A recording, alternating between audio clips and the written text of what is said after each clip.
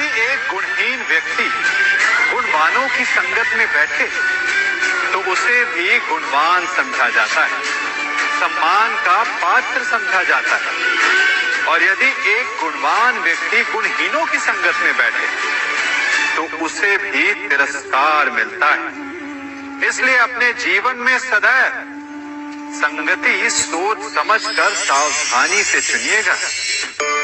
कभी खेत में किसी किसान को खेती करते देखा है?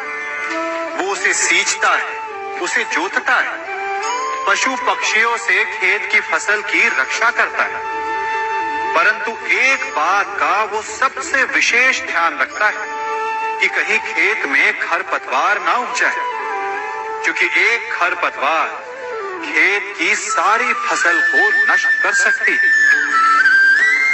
ठीक उसी प्रकार यदि वंश की कोई संतान खोटी निकल जाती है तो वो समूचे वंश का सर्वनाश कर देती है। इसीलिए संतान के लालन पालन में विशेष ध्यान देना आवश्यक होता है, क्योंकि संतान वो फसल होती है जो वंश के आने वाले समय को महान बना सकती है या फिर वंश का पतन भी कर सकती है। मनुष्य भी बड़ा विचित्र प्राणी है। अपनों से नीचे के स्तर के लोगों को वो हे दृष्टि से देखता है, उनका उपहास उड़ाता है, उनसे बार बार कहता है कि तुम्हारा कुछ नहीं हो सकता, तुम भविष्य में कुछ नहीं कर पाओगे।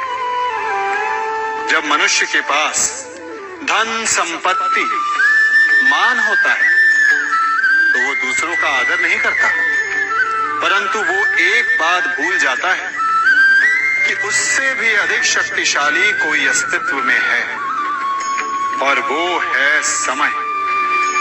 काल काल अपना चक्र कब बदलेगा ये कोई नहीं जानता। समय अपनी करवट कब लेगा ये कोई नहीं जानता। कोयला भी समय के साथ साथ हीरे में परिवर्तित हो जाता है। इसलिए जीवन में कभी भी किसी का भी उपहास नहीं उड़ाना चाहिए।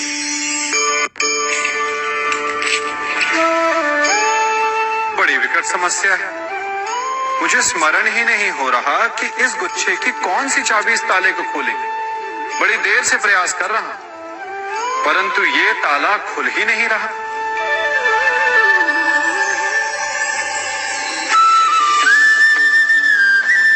ऐसी परिस्थिति में आप क्या करेंगे? अधिकतर लोग ऐसी परिस्थिति में अपनी आशा खो बैठते हैं। उन्हें लगता है कि चाबी खो गई। वो तिलमिला जाते हैं, क्रोधित हो उठते हैं, परंतु उस समय धैर्य रखें तो गुच्छे की अंतिम चाबी ताला खोल सकती है। कुल्हाड़ी का अंतिम प्रहार वृक्ष को काट के गिरा देता है, परंतु क्या सत्य में कुल्हाड़ी का अंतिम प्रहार वृक्ष को काट के गिरा देता है? आपको आपका लक्ष्य दिला देता है?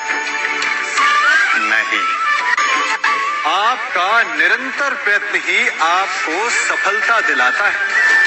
जब आपका मन निराश हो तो अपने कार्य में दुगनी उत्साह से जुट जाए, क्योंकि अनावरत बहता जल ही कठोर चट्टान को काट सकता है। सफलता का मूल है परिश्रम, प्रयास और आशा। मनुष्य का जीवन ऋतुओं के समान होता है। आज ग्रीष्म तो कल वर्षा, परसों शीत।